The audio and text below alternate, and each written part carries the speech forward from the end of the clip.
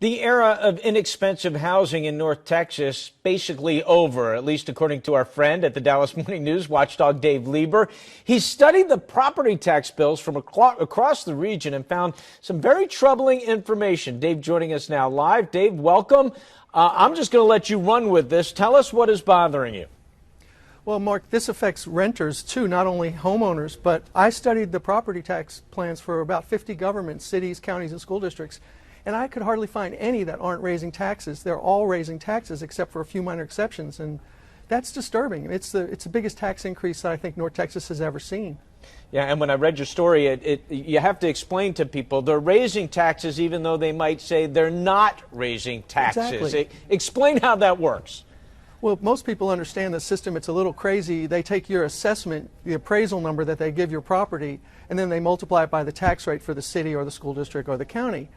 So even though the appraisals have gone up, and the tax rate might stay the same or go lower, that means that the tax bill you pay at the end of the year is bigger than it was before.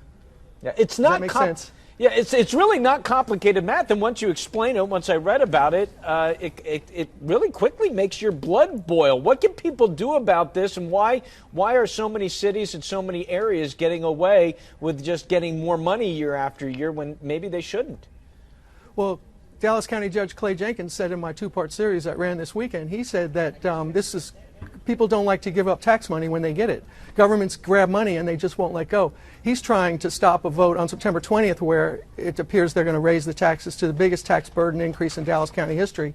And he's trying to stop that, but he's having a hard time. But to answer your question, what can we do about it? Well, the legislature is going to look at this, and Dan Patrick, the lieutenant governor, and I have been tweeting back and forth. He pointed my story out to people.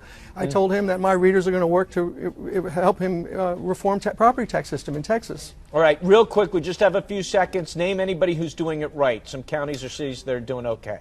Fein is not raising their taxes. They're keeping them the exact same as last year, and Denton and Collin County should be praised for doing the same. All right, Dave Lieber, as always, thank you so much. Thanks, Mark.